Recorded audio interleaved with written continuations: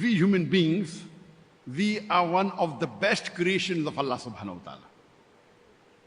And we are unique as compared to most of the other creations. Allah has given us a free will. We can obey Him or we can disobey Him. We are unique. Unlike most of the other creations, human beings have got a free will. And if after Allah has given us a free will, if you obey Him, you become on a higher level, higher status. But if you don't obey Him, you go to the lower. And Allah subhanahu wa ta'ala says in Surah 3, chapter number 95, verse number 4, لَقَدْ خَلَقْنَا الْإِنسَانَ فِي أَحْسَنِ تَقْوِيمٍ, that we have created the human beings in the best of molds. And this life that we lead, it is a test for the hereafter. Allah says in Surah Mulk, chapter number 67, verse number 2, الَّذِي خَلَقَ الْمَوْتَ وَالْحَيَاةَ. It is Allah who has created death and life to test which of you is good in deeds. So this life that we are undergoing in this world, it is a test for the hereafter.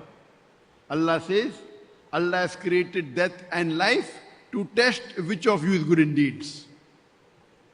Allah says in Surah Al-Imran, chapter number 3, verse number 185, Kullu nafsin zaiqatul maut. Every soul shall have a taste of death. And the final recompense will be on the day of judgment.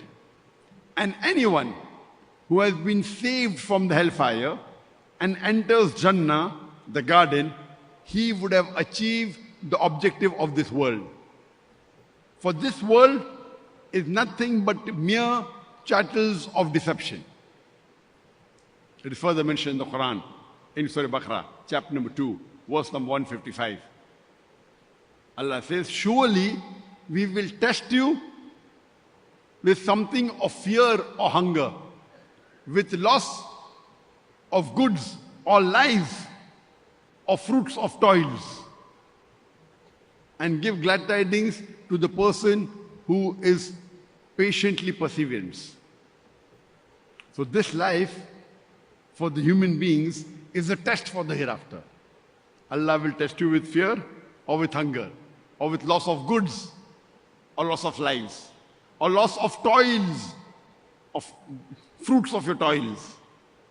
But give glad tidings to the person who is patiently perseverance. Allah says in the Quran, in Surah Nahl, chapter number 16, verse number 71, that Allah gives more sustenance to some as compared to the others. Allah says in Surah Anam, chapter number 6, verse number 165, Allah gives gifts more to some as compared to the others to test them. Allah says in Surah Anfal, chapter number 8, verse number 28, that your wealth and your children are a test for you. Allah says in Surah Taghabun, chapter number 64, verse number 14, that some amongst your wives and our children are your enemies.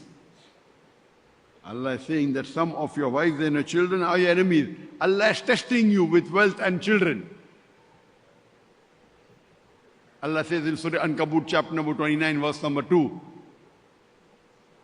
that it is Allah who will come to know who is false and who is true amongst you.